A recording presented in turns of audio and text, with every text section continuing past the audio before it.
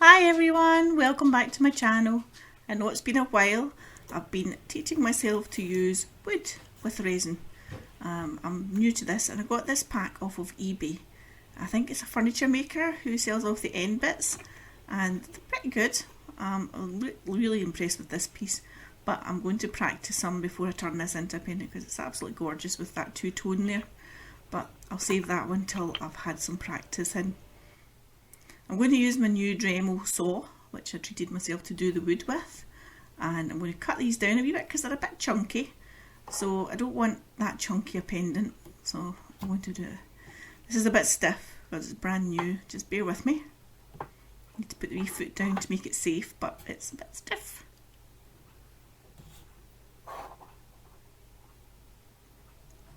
Just push it down a bit further.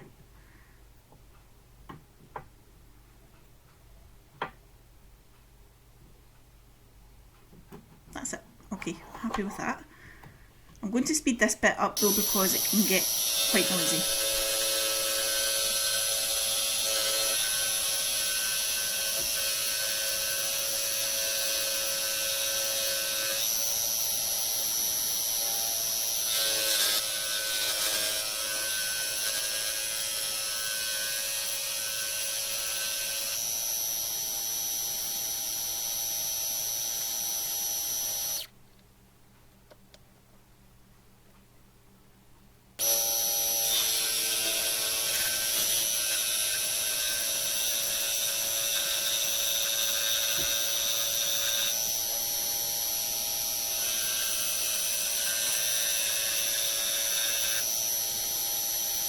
Yeah, I'm going to cut these into wee battens now. I don't want big long bits of wood, so I'll just cut them into small bits. I'm going to cut them at an angle too, to make them more interesting.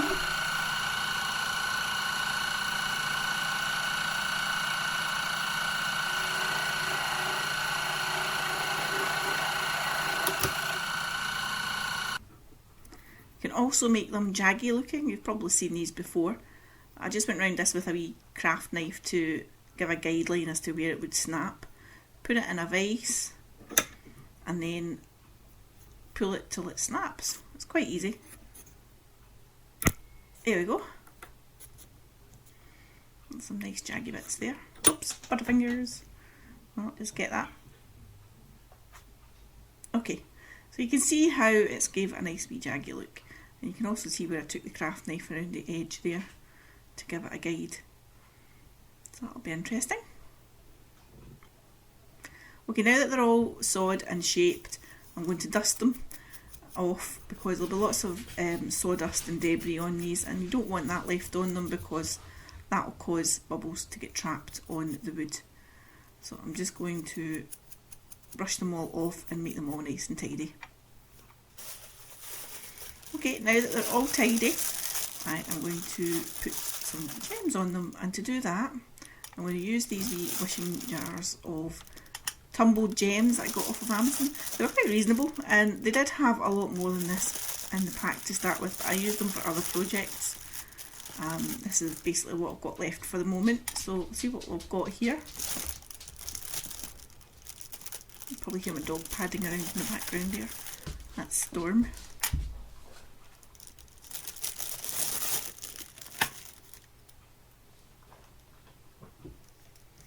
Okay, this is a wee jar of flourite. I like a lot of the pretty pinks and greens in this one.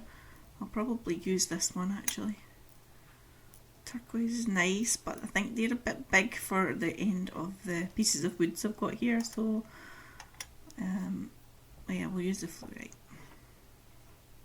Okay, I'm going to use a UV torch and some UV resin that I've decanted into a smaller bottle. And what I'm going to do is just fix the gems onto the end of the pieces of wood where the resin is going to be. So I'll put a little dot there and fix the gem in place with the torch. I'll just pick one of these gems out. These bottles I've got here are all fluorite. So just position it on the top with the UV resin I've already put in place. That'll do. and then set it with the torch. These wee torches were off of Amazon as well. They've been great wee torches for doing the UV resin. For the next one I'm going to put another wee stone stacked on top of a stone, and I've used these wee clamps, also from Amazon, Amazon Queen here, and they've been great, these wee clamps. Actually I use them quite a lot for different projects, but they're very good at keeping things steady, like the wee bits of wood here.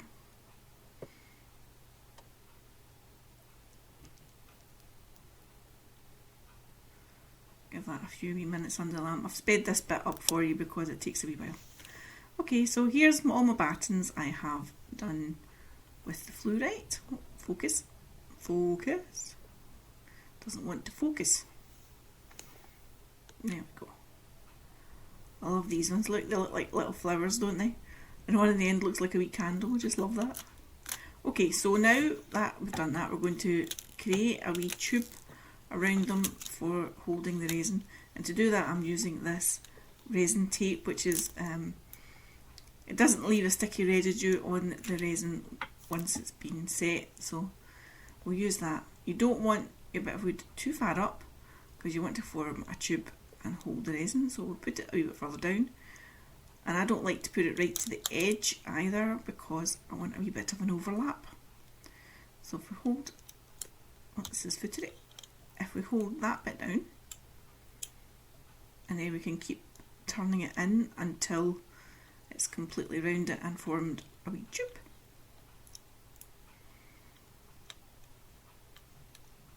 Tuck that in. Oh, hold on. Tuck that bit in. Turn it over again, and that should do it. Make sure it's pressed into the wood to give us a nice seal. Use my craft knife to cut that away. Now here's where I get into trouble. I'm going to use my glue gun to seal around the bottom of these bits of tape. Now I didn't press tape, the record I should say, by accident, and I put more normal clear tape around these. The UV resin tape is great, but it doesn't stick as well as normal sellotape. So I've made the inner tube with the UV tape, and then I put some more sellotape around it. So now what I'm going to do is I'm just going to make sure there's a seal around the bottom of the tape and the tape and the clear tape so that there's no leaks. I'll probably use a bit too much of the glue, but I am determined they're not going to leak everywhere. I'm terrible with this glue gun. If anybody knows of a good glue gun, please comment in the comment section, because I've had this one for a few years. I find it very difficult to work with. It's only short glue sticks that go into it. They run out very quickly, then you've got to have two hands to push in the new glue stick. I end up getting into a mess, and 9 times out of 10 I end up burning myself. So if anyone knows of a better glue gun, let me know. It's also very light. It won't sit up when you're trying to heat it up, and it keeps falling over, so I've got to make sure it's sitting on one of these glasswork surfaces, because otherwise they'll end up burning my tables and cloths and everything. Just put a wee bit around the bottom here. So once I feel that's all sealed off, put that in the bottom, a little dollop on the end, and then I'll stick it onto my board like that. Now I'm going to make a wee dam around all these shards of wood with my glue gun, which is going to be tricky, and I'm going to get into a mess, but here we go. Looks like something out of Alien, doesn't it?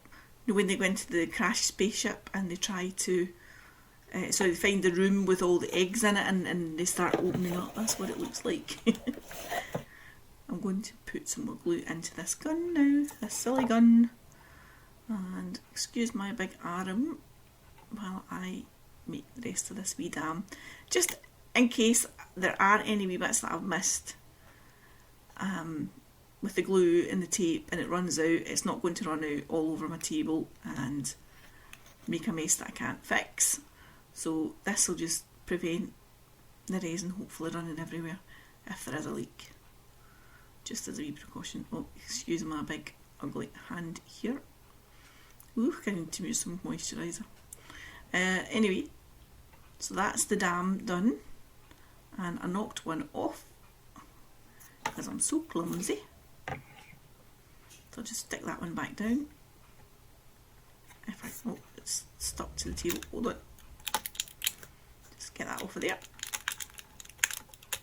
There we go. Just make sure that's okay. I'll stick that one back down, and then I'm going to make up my resin. So the resin I'm going to use is the Vuba's Vista Rapids, which is really good for like shallow pores and such like. I find their resin is good for mixing and degassing, and say it's really nice and clear. So if you're ever looking for a good resin, they've got a good range. But today I'm using the Vista Rapids. So here's a wee picture of what that looks like. So I'm using a pipette to fill up the tubes that I made. Just fill them up to the top. And we're going to sand these down later once they're all set and make them into the shapes that we want them to be.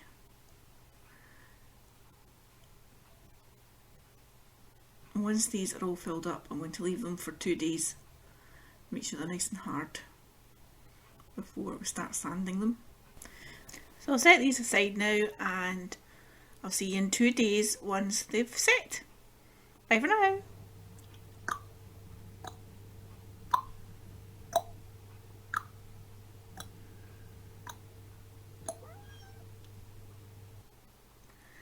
Hello again, and we're back. It's actually been 4 days. I had a few things on, so I wasn't able to get to them after 2 days, but it gives them more time to set up anyway. So we'll just remove the glue and the tape, and we'll see what we've got. It can be a bit tricky. The good thing with using the UV tape is that it shouldn't leave any residue on your resin and leave it nice and shiny.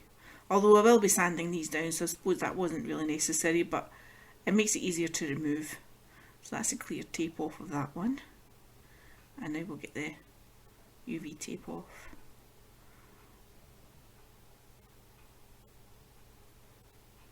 I might need to use my knife here. Hold on.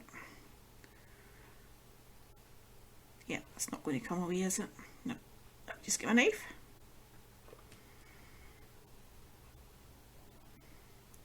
Just take that under there. Okay. A bit more.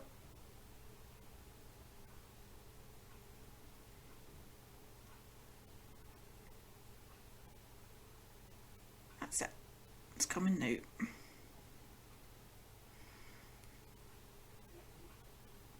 There we go. That's lovely. There's a bit more bubbles in there than I kind of hoped for. I wonder if they've come out the wood. It's possible because I didn't seal the wood off, did I? But however, it still looks good. Still like it. The bubbles are kind of pretty in there actually. Take that bit of tape off. So I'll go ahead and remove the tape from the rest of these and see you in the next bit. So now I'm going to shape them with the belt sander and make them into the shapes that I want them to be before I start polishing them.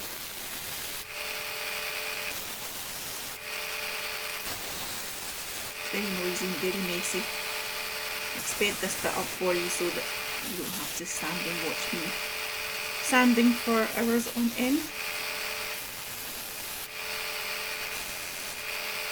The next bit with the polishing, I'll not video that entirely either because that takes a long time. I tend to use little sanding discs.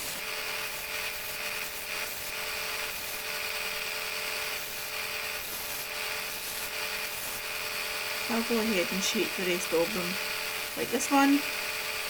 Not the same, I'll make them different shapes and then we'll sand them down. So the wee 1-inch polishing pads, you buy them for using with the Dremel, but I like to hold on to them, it gives me a bit more control. So I tend to try and give them 30 seconds per side of sanding, and I go from 60 grit right up to 10,000 grit. and that gives a nice glass-like finish. And then at the end of it I'll use some polishing compound, and they should look nice and glassy at the end of all that. So here they are, all nice and finished. I especially like this one. I love the shape and I love the wee crystals in it. It looks like a little flower garden, whatever way you look at it. So really pretty, and I'm quite pleased for my first attempt. Please be kind, as I say, it was my first attempt at these, and I'm quite happy with them. I still love this little flower. I think that is so cute. I know it's just crystals, but it does look like a wee flower in there, doesn't it? Absolutely adore that one. So I'm going to go and make these into pendants next, and I'll show you how to do that in the next stage.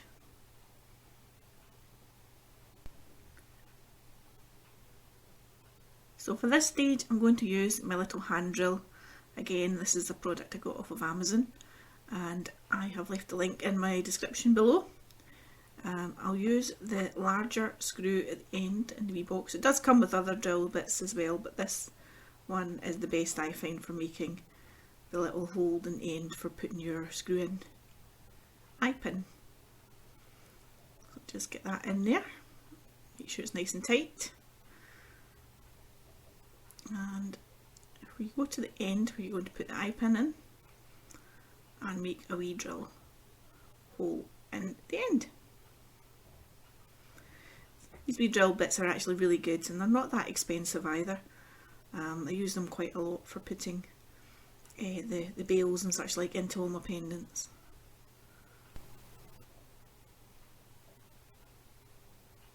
Okay, nearly there. Just a wee bit more. That'll do. I'm happy with that.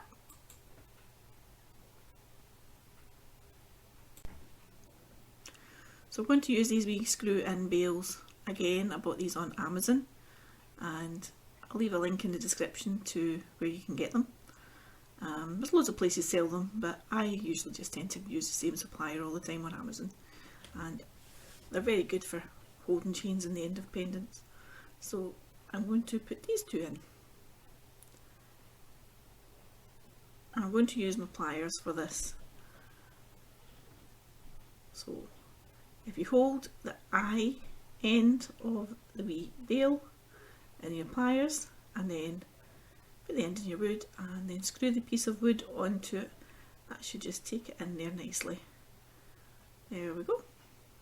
Then it should just do the rest for itself. Tighten it up, and you're ready to go. Some people put a wee bit of glue in the end there just to give it a wee bit of security, so if you want to do that, go ahead. Now these chains I got again off of Amazon, they're quite handy. I think it was a pack of 30. I'll leave a link as usual in the description, and they come ready made, which is handy. You don't have to put it around with measuring out the chain and then cutting it and opening up links and everything.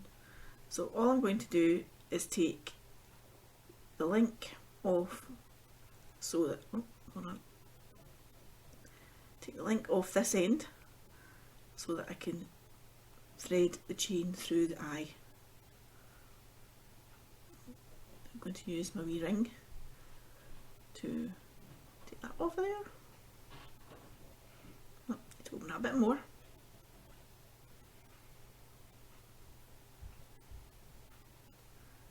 Take that off of there. A bit more. I'm making this look footier than it is. It's probably just because I'm doing it on camera that I'm a bit nervous there. Okay, so we'll put that through there, and then put the link back on. Jump ring, I should say. That goes back in there. And close it up. Make sure it's tight. And that's it. All done. That's your pendant ready to go.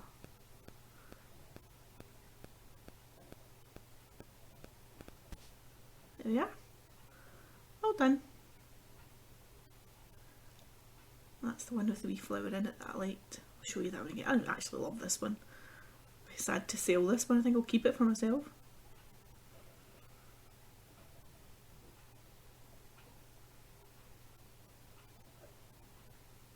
also going to do a few of them with these Tibetan bales. They're a bit more ornate, a bit prettier. Excuse my dog. And I'll put this one on here. I'll speed this bit up because you've seen this already. Just drill a wee hole. Now this time we'll use a silver bale. Obviously you don't need a gold bale when you've got a silver Tibetan link, so you want a silver one. I'll put that in there.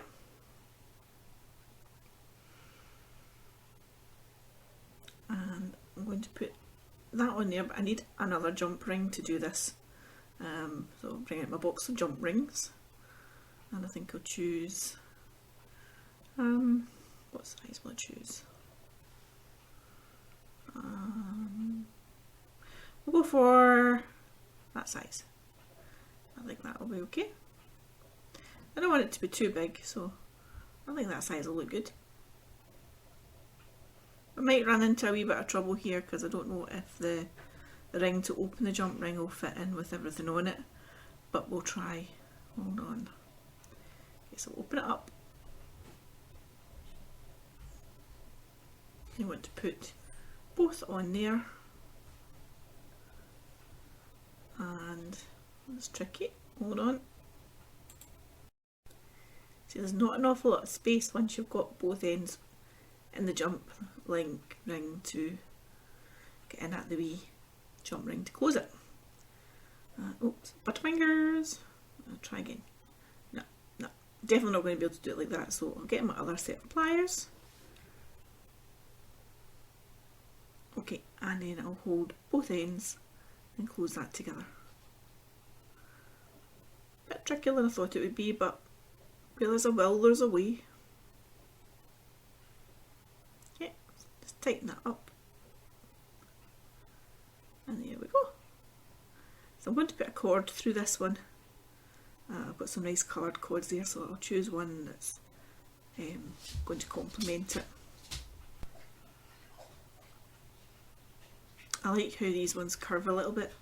Just gives it a little bit more shape, doesn't it? So these cords I got off of Amazon as well. They came in all different colours, but this one is a nice colour that matches in nicely with the wood. What would you call that? A beige or a taupe or something like that?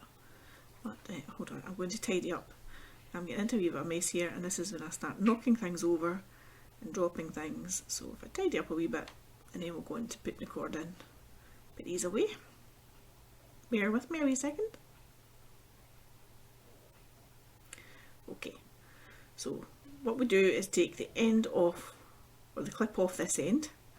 Again, we open up the jump ring and take that bit off.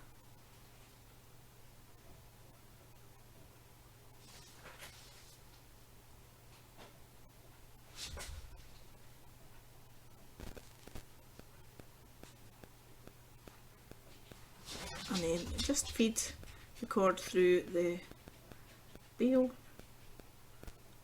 and link it back on, close it up, and there you go. And that's one finished slightly differently from the first one. So I'll now go and finish off the rest of these, and I'll put pictures up at the end. But thank you for watching, and if you liked the video, please leave a thumbs up, and don't forget to subscribe to my channel.